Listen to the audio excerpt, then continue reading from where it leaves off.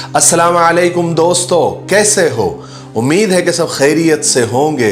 अल्लाह आप लोगों को ऐसे ही खुश रखें। सरकार दो आलम सल्लल्लाहु अलैहि वसल्लम की पूरी जिंदगी पर बनने वाली वीडियो सीरीज जिसका नाम मोहम्मद सबके लिए है सल्लल्लाहु अलैहि वसल्लम, ये उसका 16वां हिस्सा यानी पार्ट 16 है। थोड़ा हम रीकैप कर लेते हैं कि हमने 15वें हिस्से में क्या सुना। हमने 15वें हिस्से में सुना कि आप सल्लल्लाहु अलैहि वसल्लम अपनी कौम की गुमराही को देखकर अक्सर परेशान रहा करते थे और सबसे अलग थलग होकर गारे हिरा में जाकर बैठ जाते थे। आपकी उम्र जब 40 साल थी, रमज़ान का महीना था, तो गारे हिरा में हज़रत जिब्रील अलैहिस्सलाम तशरीफ़ लाए और आप पर कुरान पाक की आयतें नाजिल हुई। आप पसीना पसीना हो गए और हज़रत खदीजा यानी अपने घर तशरीफ़ लाए और सारा किस्सा, सारा माजरा सुनाया। फिर हज़रत खदीजा रज़ी अल्लाह तआला अन्हा ने आपको तसल्ली दी तो आपको सुकून हुआ। लेकिन हज़रत खदीजा थोड़े ख्यालों में गुम रहती थी जो हुजूर पाक सल्लल्लाहु अलैहि वसल्लम ने आपको बताई थी। इसलिए अपने चचाजाद भाई जो बहुत बड़े आलिम थे जिनका नाम वर्का बिन नौफल था, उनके पास मिलने के लिए गई। चलिए अब आगे सुनते हैं। वर्का बिन नौफल जो पहले यहूदी हो गए थे, उन्होंने बाद में ईसाई मजहब कबूल कर लिया था और इंजील को पढ़ पढ़कर कुछ हिस्सों का उन्होंने अरबी में तर्जुमा भी किया था। हजरत खदीजा रजी अल्लाह तआला अन्हा उनके पास पहुंची और जो रसूल पाक सल्लल्लाहु अलैहि वसल्लम ने हजरत खदीजा से बयान किया था, जो कुछ आपके साथ हुआ था, जो कुछ आपने देखा था, सुना था, सब वर्का बिन नौफल को बतला दिया। वर्का बिन नौफल ने जब ये सारी बातें सुनी तो एकदम पुकार उठे, कुद्दूस कुद्दूस यानी पाक है, पाक है। और कहा कि खदीजा, कसम है उस जात की जिसके कब्जे में मेरी जान है, तुमने अगर जो बातें कही हैं अगर वो सच है, सही है, तो समझ लो कि मोहम्मद के पास भी वही फरिश्ता आया है जो मूसा के पास आया था। और खदीजा, मेरा यकीन करो, मोहम्मद इस उम्मत के आखिरी नबी है।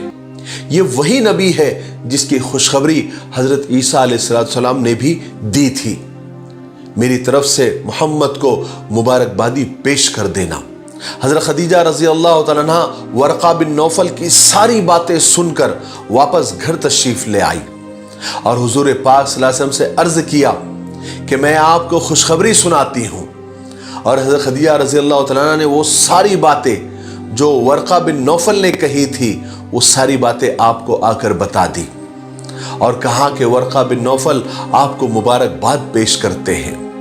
बहरहाल पहली वही आने के बाद रसूल पाक सल्लल्लाहु अलैहि वसल्लम अपनी आदत के हिसाब से गार हिरा तशरीफ ले जाते रहे।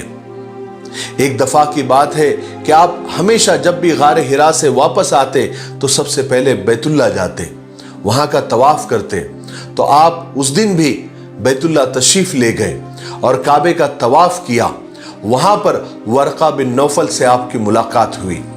तो वर्का बिन नौफल ने कहा कि ऐ मेरे भतीजे, जो कुछ तुमने देखा, जो कुछ तुम्हारे साथ हुआ, मुझे भी बताओ।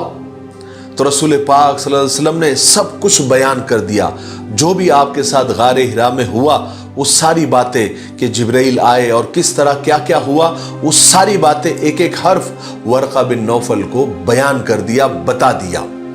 तो वर्का बिन नौफल कहने लगे, खुदा की कसम, ऐ मोहम्मद, तुम इस उम्मत के नबी हो, तुम्हारे पास भी वही अजीम और वही बड़ा फरिश्ता आया था जो हजरत मूसा के पास आ चुका है। और मोहम्मद, मेरी बात याद रखो, तुमको लोग झुठलाएंगे, तकलीफें देंगे, परेशान करेंगे, यहां तक कि तुमको तुम्हारे वतन से निकाल देंगे। और जब तक अगर मैं जिंदा रहा तो मोहम्मद याद रखो, मैं तुम्हारी हिमायत करूंगा और मैं तुम्हारी मदद भी करूंगा। हुजूर पाक सल्लल्लाहु अलैहि वसल्लम को बड़ा ताज्जुब हुआ। हुजूर ने ताज्जुब से पूछा, क्या मेरी कौम मुझे मेरे वतन से निकाल देगी?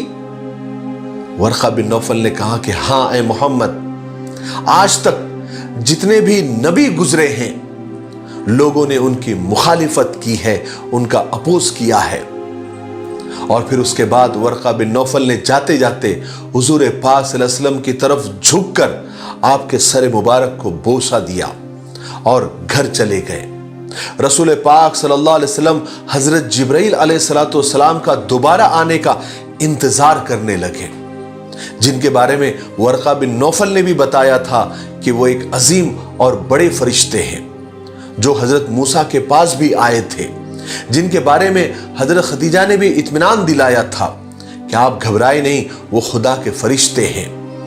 آپ کا انتظار بڑھتا گیا مگر حضرت جبرائیل نہیں آئے اور نہ آپ کے پاس کوئی وحی آئی۔ رسول پاک صلی اللہ علیہ وسلم کو اس خیال نے بہت پریشان کیا۔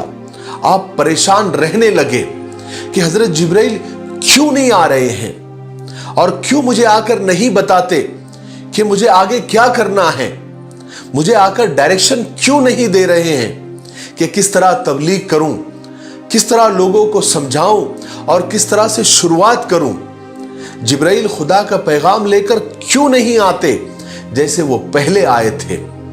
یہی سوچ سوچ کر آپ کی پریشانی بڑھتی گئی، آپ بہت زیادہ غمگین رہنے لگے۔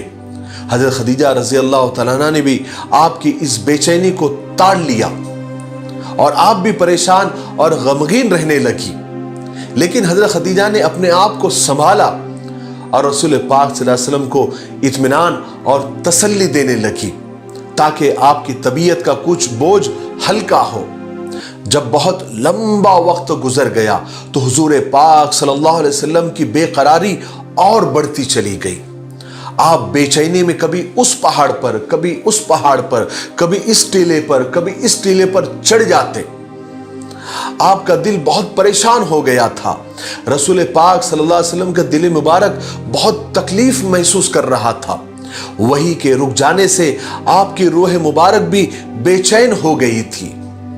آپ نے پھر 1 مہینے تک غار حرا میں قیام فرمایا، یعنی وہیں پر ٹھہرے رہے اور خدا کی عبادت میں مشغول رہنے لگے۔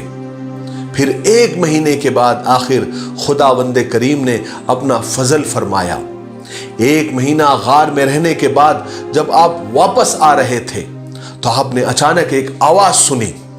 آپ نے آگے دیکھا، آپ نے پیچھے دیکھا، آپ نے بائیں دیکھا، دائیں دیکھا، لیکن کچھ بھی نظر نہیں آیا۔ پھر آپ نے اوپر نظر اٹھائی تو دیکھا کہ وہی فرشتہ یعنی حضرت جبرائیل آپ کے سامنے ہیں جو پہلے غار حرا میں آئے تھے، اور اس دفعہ حضرت جبرائیل زمین و آسمان کے بیچ کرسی پر بیٹھے ہوئے تھے۔ آپ صلی اللہ علیہ وسلم پر ڈر اور خوف طاری ہو گیا۔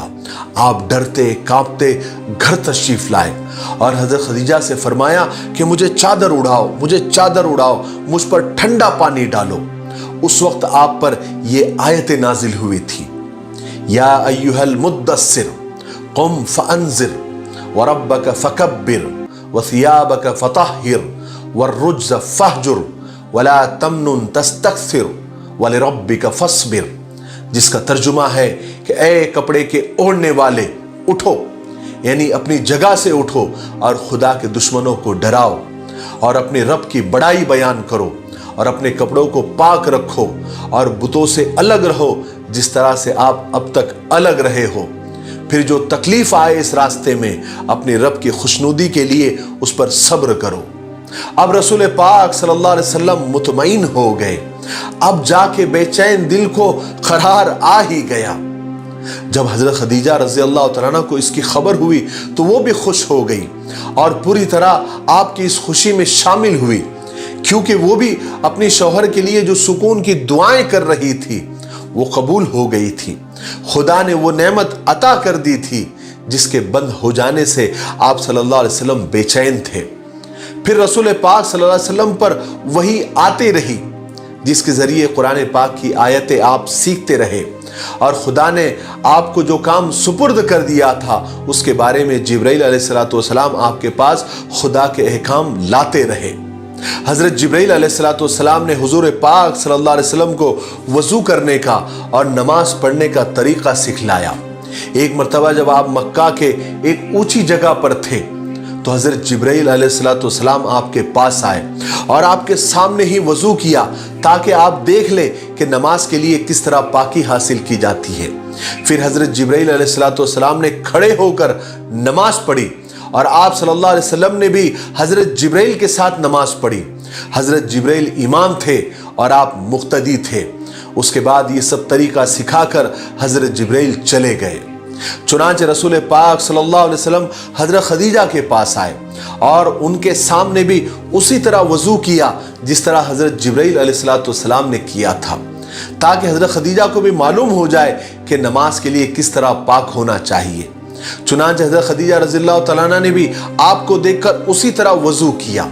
اس کے بعد آپ نے کھڑے ہو کر نماز پڑھی اور حضرت خدیجہ آپ کے پیچھے اسی طرح نماز پڑھ رہی تھی جس طرح رسول خدا صلی اللہ علیہ وسلم حضرت جبرائیل کے پیچھے نماز پڑھ رہے تھے۔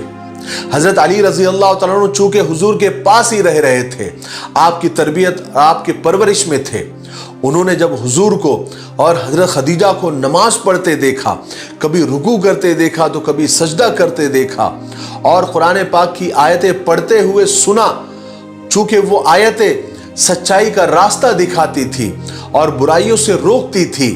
حضرت علی چونکہ ابھی لڑکپن میں ہی تھے، بچے ہی تھے، وہ تعجب سے حضور پاک صلی اللہ علیہ وسلم کو اور حضرت خدیجہ کو نماز پڑھتے دیکھتے تھے۔ حضرت علی رضی اللہ تعالیٰ عنہ چونکہ حضور سے بے حد محبت کرتے تھے، آپ جو کچھ فرماتے تھے اس کو سچے دل سے قبول فرماتے تھے اور اس بات پر بھی پورا بھروسہ کرتے تھے کہ آپ جو کچھ بولتے ہیں وہ صحیح بولتے ہیں اور آپ سب کا بھلا ہی چاہتے ہیں۔ لیکن حضرت علی رضی اللہ تعالیٰ عنہ نے اس سے پہلے حضور پاک صلی اللہ علیہ وسلم کو اتنی عاجزی، اتنی انکساری سے سجدہ کرتے نہیں دیکھا تھا اور نہ ہی اتنا پاک اور نصیحتوں سے بھرا کلام پڑھتے دیکھا اور سنا تھا۔ چنانچہ حضرت علی رضی اللہ تعالیٰ عنہ سے رہا نہیں گیا، انہوں نے حضور سے اور حضرت خدیجہ سے پوچھ ہی لیا کہ یہ سب کیا ہے۔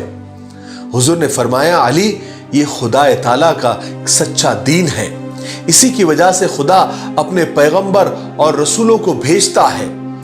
حضرت علی بڑے غور سے اور تعجب سے آپ کی باتیں سنتے، چونکہ حضرت علی کا یہ بچپن کا ہی دور تھا تو ان کو بڑی حیرانی ہوتی تھی، لیکن بچے ہونے کے باوجود حضرت علی رضی اللہ تعالیٰ عنہ حضور پاک صلی اللہ علیہ وسلم کو سب سے زیادہ نیک اور سچا اور امانت دار اور دیانت دار سمجھتے تھے۔ آج کے لیے اتنا کافی ہے، اس لیے ہم یہیں پر رکتے ہیں کیونکہ ویڈیو اب زیادہ لمبا ہو رہا ہے۔ اب آنے والے 17ویں حصے میں یعنی پارٹ 17 میں ہم سنیں گے کہ حضرت علی رضی اللہ تعالیٰ عنہ نے کیا جواب دیا اور پھر آپ صلی اللہ علیہ وسلم نے کس طرح نبوت کا اعلان کیا اور لوگوں کو ایک اللہ کی طرف، ایک خدا کی طرف بلایا۔ پھر لوگوں کا ریئیکشن کیا تھا، لوگوں نے کس طرح ریئیکٹ کیا، یہ ہم آنے والے، اور کس طرح سے آپ کو تکلیفیں پہنچانا شروع کی، آپ کو کس طرح جھٹلایا اور اس کے بعد آپ کو کتنی تکلیف ہوئی، پھر اللہ تبارک و تعالیٰ نے کس طرح آپ پر وحی نازل کی، یہ ہم آنے والے 17ویں حصے یعنی پارٹ 17 میں سنیں گے۔ تب تک آپ اپنے وعدے پر قائم رہے، اس سیریز کے ویڈیو کو زیادہ سے زیادہ شیئر کریں اور رسول پاک صلی اللہ علیہ وسلم کی سیرت مبارکہ سے لوگوں کو متعارف کرائے، یعنی لوگوں تک ان ویڈیوز کو زیادہ سے زیادہ پہنچائے، خاص کر کے جو آج کی نوجوان نسل ہے ان تک ضرور آپ پہنچائیں۔ میرے لیے، پوری امت کے لیے اور پوری انسانیت کے لیے خیر اور بھلائی کی دعا کرتے رہیں۔ السلام علیکم ورحمۃ اللہ وبرکاتہ۔